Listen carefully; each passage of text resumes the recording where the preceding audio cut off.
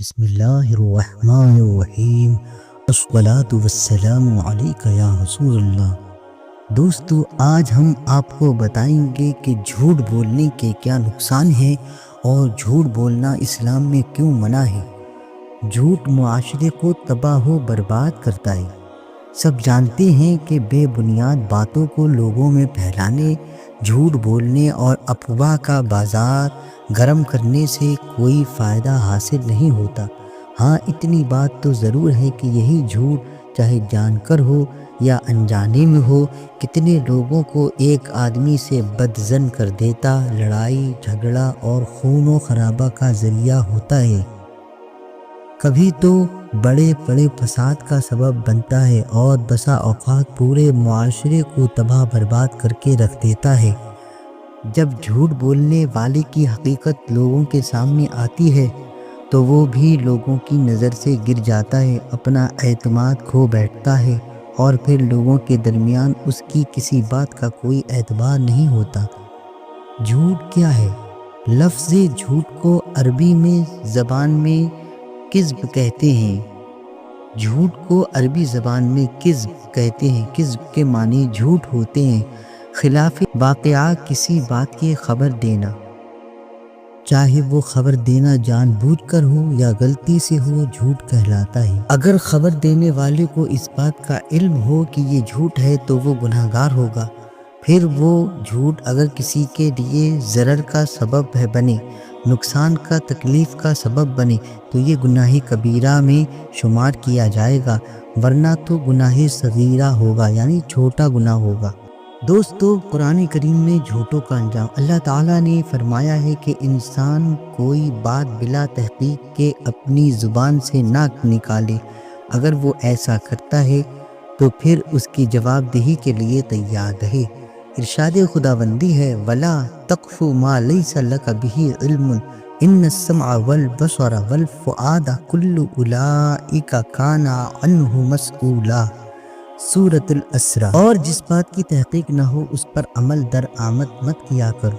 کان اور آنکھ اور دل ہر شخص سے اس سب کی پوچھ ہوگی۔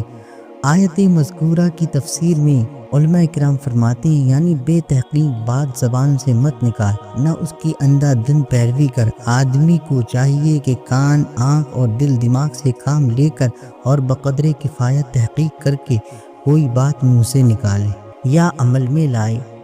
سنی سنائی باتوں پر بے سوچے سمجھے یوں ہی اٹکل بچوں، کوئی قطعی حکم نہ لگائے یا عمل درآمد شروع نہ کر دے۔ جھوٹی شہادت دینا، غلط تہمتیں لگانا، بے تحقیق چیزیں سن کر کسی کے دل پر آزار ہونا یا بعض بغض و عداوت قائم کر لینا، باپ دادا کی تقلید یا رسم و رواج کی پابندی میں خلاف شرع اور ناحق باتوں کی حمایت کرنا، ان دیکھی یا ان سنی چیزوں کو دیکھی یا سنی ہوئی بتلانا، غیر معلوم اشیاء کی نسبت دعویٰ کرنا کہ میں جانتا ہوں، یہ سب صورتیں اس آیت کے تحت میں داخل ہیں۔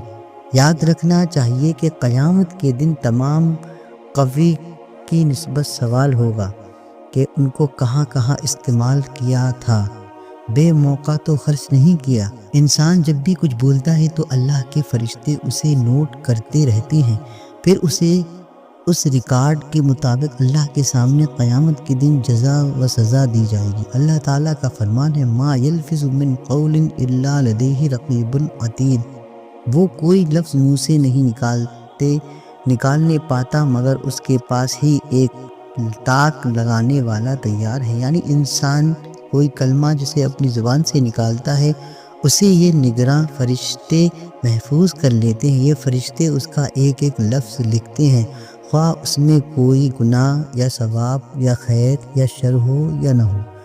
امام احمد رحمۃ اللہ علیہ نے بلال بن حارث مزنی سے روایت کیا ہے کہ رسول اکرم صلی اللہ علیہ وسلم نے فرمایا، انسان بعض اوقات کوئی کلمہ خیر بولتا ہے جس سے اللہ تعالیٰ راضی ہوتا ہے، مگر یہ اس کو معمولی بات سمجھ کر بولتا ہے، اس کو پتہ بھی نہیں ہوتا کہ اس کا ثواب کہاں تک پہنچا، کہ اللہ تعالیٰ اس کے لیے اپنی رضا دائمی قیامت تک کی لکھ دیتا ہے۔ اسی طرح انسان کوئی کلمہ اللہ کی ناراضگی زبان سے نکال دیتا ہے معمولی سمجھ کر زبان سے نکال دیتا ہے، اس کو گمان نہیں ہوتا کہ اس کا گناہ وبال کہاں تک پہنچے گا۔ اللہ تعالیٰ نے اس کی وجہ سے اس شخص پہ سے اپنی دائمی ناراضی قیامت تک کے لیے لکھ دی ہے۔ جھوٹ بولنا گناہ کبیرہ ہے، اور یہ ایسا گناہ کبیرہ ہے کہ قرآن کریم میں جھوٹ بولنے والوں پر اللہ کی لعنت کی گئی ہے۔ ارشاد خداوندی ہے فَنَجْعَلُ اللَّعْنَةَ اللَّهِ عَلَى الْكَاذِبِينَ، لعنت کریں اللہ کی ان پر جو کہ جھوٹے ہیں۔ حدیث شریف میں جھوٹ کی مذمت، جیسا کہ مندرجہ بالا قرآنی آیات میں جھوٹ اور بلا تحقیق کسی بات کے پھیلانے کی قباحت و شناعت بیان کی گئی ہے، اسی طرح احادیث مبارکہ میں بھی اس بدترین گناہ کی قباحت شناعت کھلے عام بیان کی گئی ہے۔ ایک حدیث پاک میں ہے کہ جھوٹ اور ایمان جمع نہیں ہو سکتے، لہٰذا اللہ کے رسول صلی اللہ تعالی علیہ وسلم نے جھوٹ کو ایمان کا منافی عمل قرار دیا ہے۔ حدیث شریف میں ہے جس کا ترجمہ ہے، حضرت صفوان بن سلیم رضی اللہ تعالی عنہ بیان کرتے ہیں، اللہ کے رسول صلی اللہ علیہ وسلم سے پوچھا گیا کیا مومن بزدل ہو سکتا ہے؟ آپ صلی اللہ علیہ وسلم نے جواب دیا ہاں۔ پھر سوال کیا کیا مسلمان بخیل ہو سکتا ہے؟ آپ صلی اللہ علیہ وسلم نے جواب دیا ہاں۔ پھر عرض کیا کیا مسلمان جھوٹا ہو سکتا ہے؟ آپ صلی اللہ علیہ وسلم نے جواب دیا نہیں، ایمان جھوٹ نہیں بول سکتا۔ ایک حدیث شریف میں جن 4 خصلتوں کو محمد عربی صلی اللہ علیہ وسلم نے نفاق کی علامات قرار دیا ہے، ان میں ایک جھوٹ بولنا بھی ہے، لہذا جو شخص جھوٹ بولتا ہے وہ خصلت نفاق سے متصف ہے۔ حدیث شریف میں ہے جس کا ترجمہ ہے جس میں 4 خصلتیں ہوں گی وہ خالص منافق ہے، اور جس شخص میں ان خصلتوں میں کوئی ایک خصلت پائی جائے تو اس میں نفاق کی ایک خصلت ہے، تاکہ وہ اسے چھوڑ دے۔ جب اس کے پاس امانت رکھی جائے تو خیانت کرے، جب بات کرے تو جھوٹ بولے، جب وعدہ کرے تو دھوکہ دے، اور جب لڑائی جھگڑا کرے تو گالم گلوچ کرے۔ ایک حدیث میں آیا ہے کہ جب بندہ جھوٹ بولتا ہے تو رحمت کے فرشتے اس سے 1 میل دور ہو جاتے ہیں۔ اذا کذب العبد تباعد عنک الملک میلا منۃ من جاء بہ، جب آدمی جھوٹ بولتا ہے تو اس سے جو بدبو آتی ہے اس کی وجہ سے فرشتہ اس سے 1 میل دور ہو جاتا ہے۔ ایک حدیث میں پیارے نبی صلی اللہ علیہ وسلم نے جھوٹ کو فسق و فجور اور گناہ کی طرف لے جانے والی بات شمار کیا ہے۔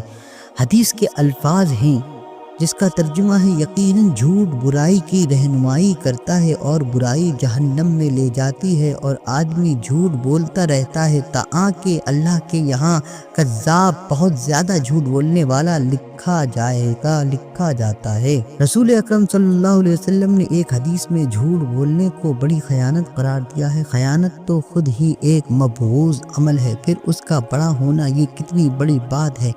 حدیث میں ہے ترجمہ، یہ ایک بڑی خیانت ہے کہ تم اپنے بھائی سے ایسی بات بیان کرو جس حوالے سے وہ تجھے سچا سمجھتا ہے، حال کہ تم اس سے جھوٹ بول رہے ہو۔ ایک حدیث شریف میں نبی اکرم صلی اللہ علیہ وسلم نے جھوٹ کو کبیرہ گناہوں میں بھی بڑا گناہ شمار کیا ہے۔ ابو بکر رضی اللہ تعالی عنہ فرماتے ہیں کہ نبی اکرم صلی اللہ علیہ وسلم نے ارشاد فرمایا کیا میں تمہیں وہ گناہ نہ بتلاؤں جو کبیرہ گناہوں میں بھی بڑے ہیں؟ 3 بار فرمایا۔ پھر صحابہ کرام نے عرض کیا یا رسول اللہ ہاں اے اللہ کے رسول۔ پھر آپ صلی اللہ علیہ وسلم نے ارشاد فرمایا اللہ کے ساتھ شریک ٹھہرانا اور والدین کی نافرمانی کرنا۔ پھر آپ صلی اللہ علیہ وسلم نے فرمایا بیٹھ گئے، جبکہ آپ صلی اللہ علیہ وسلم تکیے پر ٹیک لگائے ہوئے تھے۔ پھر فرمایا خبردار، اور جھوٹ بولنا کبیرہ گناہوں میں بڑا گناہ ہے۔ صرف یہی نہیں کہ ایسا جھوٹ جس میں فساد بگاڑ اور ایک آدمی پر اس جھوٹ سے ظلم ہو رہا ہو وہی ممنوع ہے، وہی منع ہے، بلکہ لطف اندوزی اور ہنسانے کے لیے بھی جھوٹ بولنا ممنوع ہے، منع ہے۔ اللہ کے رسول صلی اللہ علیہ وسلم نے ارشاد فرمایا ویل للذی یحدث بالحدیث لیضحک بہ القوم فیکذب ویل لہ، وہ شخص برباد ہو جو ایسی بات بیان کرتا ہے تاکہ اس سے لوگ ہنسیں، لہذا وہ جھوٹ تک بول جاتا ہے، ایسے شخص کے لیے بربادی ہو، ایسے شخص کے لیے بربادی ہو۔ اللہ اللہ اللہ اللہ، جھوٹ بولنا حرام ہے۔ شریعت مطہرہ اسلامیہ میں جھوٹ بولنا اکبر کبائر کبیرہ گناہوں میں سے بھی بڑا گناہ ہے، یعنی بڑے گناہوں سے بھی بڑا ہے اور حرام ہے، جیسا کہ قرآن و حدیث کی تعلیمات سے ثابت ہے۔ اللہ تعالیٰ ارشاد فرماتا ہے انما یفتر الکذب الذین لا یؤمنون بآیات اللہ واولئک ہم الکاذبون۔ پس جھوٹ افطرا کرنے والے تو یہی لوگ ہیں جو اللہ کی آیتوں پر ایمان نہیں رکھتے، اور یہ لوگ ہیں پورے جھوٹے۔ ایک دوسری جگہ ارشاد خداوندی ہے وَلَا تَقُولُوا لِمَا تَصِفُ أَلْسِنَتُكُمُ الْكَذِبَ هَذَا حَلَالٌ وَهَذَا حَرَامٌ لِيَفْتَرُوا عَلَى اللَّهِ الْكَذِبَ إِنَّ الَّذِينَ يَفْتَرُونَ عَلَى اللَّهِ الْكَذِبَ لَا يُفْلِحُونَ۔ سورہ نحل۔ اور جن چیزوں کے بارے میں محض تمہارا جھوٹا زبانی دعویٰ ہے ان کی نسبت یوں مت کہہ دیا کرو کہ فلانی چیز حلال ہے اور فلانی چیز حرام ہے، جس کا حاصل یہ ہوگا کہ اللہ پر جھوٹی تہمت لگا دو گے۔ بلا شبہ جو لوگ اللہ پر جھوٹ لگاتے ہیں وہ فلاح نہ پائیں گے۔ چند مواقع پر جھوٹ کی اجازت۔ آپ جان لیں کہ جھوٹ اگرچہ اس کی اصل حرام ہے مگر بعض حالات میں چند شرائط کے ساتھ جائز ہے۔ اس کا خلاصہ یہ ہے کہ بات چیت مقاصد تک حصول کا وسیلہ ہے، لہٰذا ہر وہ اچھا مقصد جس کا حاصل کرنا بغیر جھوٹ کے ممکن ہو وہاں جھوٹ بولنا حرام ہے۔ اگر اس کا حاصل بغیر جھوٹ کے ممکن ہی نہ ہو وہاں جھوٹ بولنا جائز ہے۔ پھر اگر اس مقصد کا حاصل کرنا مباح ہے تو جھوٹ بولنا بھی مباح کے درجے میں ہے۔ سبحان اللہ۔ اگر اس کا حاصل واجب ہے تو جھوٹ بولنا بھی واجب کے درجے میں ہے۔ چنانچہ جب ایک مسلمان کسی ایسے ظالم سے چھپ جائے جو اس کا قتل کرنا چاہتا ہے یا پھر اس کا مال چھیننا چاہتا ہے یا اس نے اس مال کو چھپا کر کہیں رکھ دیا ہو، پھر ایک شخص اس حوالے سے سوال کیا جاتا ہے کہ وہ شخص یا مال کہاں ہے، تو یہاں اس شخص یا مال کو چھپانے کے لیے جھوٹ بولنا واجب ہے۔ اسی طرح کسی کے پاس امانت رکھی ہوئی ہو، ایک ظالم شخص اس کو غصب کرنا چاہتا ہو، ہڑپنا چاہتا ہے، تو یہاں بھی اس کو چھپانے کے لیے جھوٹ بولنا واجب ہے۔ زیادہ محتاط طریقہ یہ ہے کہ ان صورتوں میں توریہ اختیار کیا جائے۔ توریہ کا مطلب یہ ہے کہ بولنے والا شخص اپنے الفاظ سے ایسے درست مقصود کا ارادہ کرے جو اس کے لحاظ سے جھوٹ نہ ہو، اگرچہ ظاہری الفاظ اور مخاطب کی سمجھ کے اعتبار سے وہ جھوٹ ہو۔ اگر وہ شخص توریہ سے کام لینے کے بجائے صراحتاً جھوٹ بھی بولتا ہے تو ان صورتوں میں یہ جھوٹ بولنا حرام نہیں ہے۔ سبحان اللہ۔ جھوٹ اعتماد یقین کو ختم کر دیتا ہے۔ جی ہاں دوستو، جھوٹ کبیرہ گناہوں میں سے ہے، لہٰذا جھوٹ بولنے سے گریز کرنا چاہیے۔ جھوٹ بولنا دنیا آخرت میں سخت نقصان اور محرومی کا سبب ہے۔ جھوٹ اللہ رب العالمین اور نبی کریم صلی اللہ تعالیٰ علیہ وسلم کی ناراضگی کا باعث ہے۔ جھوٹ ایک ایسی بیماری ہے جو دوسری بیماریوں کے مقابلے میں بہت عام ہے۔ لوگ چھوٹی چھوٹی باتوں کے لیے جھوٹ کا ارتکاب کرتے ہیں، جھوٹ بولتے ہیں اور اس بات کی پرواہ نہیں کرتے کہ اس جھوٹ سے انہوں نے کیا پایا اور کیا کھویا۔ جب لوگوں کو جھوٹے شخص کی پہچان ہو جاتی ہے تو لوگ اس کو کبھی خاطر میں نہیں لاتے، کبھی عزت میں نہیں لاتے، کبھی عزت نہیں دیتے۔ جھوٹ بولنے والا شخص کبھی کبھار حقیقی پریشانی میں ہوتا ہے مگر سننے والا اس کی بات پر اعتماد نہیں کرتا۔ ایسے شخص پر یقین کرنا مشکل ہو جاتا ہے کیونکہ وہ اپنے اعتماد یقین کو مجروح کر چکا ہوتا ہے، کھو دیتا ہے۔ جھوٹ ایک ایسی بیماری ہے جو معاشرے میں بگاڑ پیدا کرتی ہے، لوگوں کے درمیان لڑائی جھگڑے کا سبب بنتی ہے، دو آدمیوں کے درمیان عداوت و دشمنی کو پروان چڑھاتی ہے، اس سے آپس میں ناچاکی بڑھتی ہے۔ اگر ہم ایک صالح معاشرہ کا فرد بننا چاہتے ہیں، ایک اچھے معاشرے کا ہم فرد بننا چاہتے ہیں، تو یہ ہماری ذمہ داری ہے کہ ہم لوگوں کو جھوٹ کے مفاسد سے آگاہ اور باخبر کریں۔ جھوٹے لوگوں کی خبر پر اعتماد نہ کریں، کسی بھی بات کی تحقیق کے بغیر اس پر رد عمل نہ کریں۔ اگر ایک آدمی کوئی بات آپ سے نقل کرتا ہے تو اس سے اس بات کے ثبوت کا مطالبہ کریں۔ اگر وہ ثبوت پیش نہیں کر پاتا تو اس کی بات پر کوئی توجہ نہ دیں اور اسے دھتکاریں۔ حضرت عائشہ رضی اللہ تعالیٰ عنہا فرماتی ہیں کہ نبی اکرم صلی اللہ علیہ وسلم جھوٹ سے زیادہ کوئی عادت ناپسند نہیں تھی۔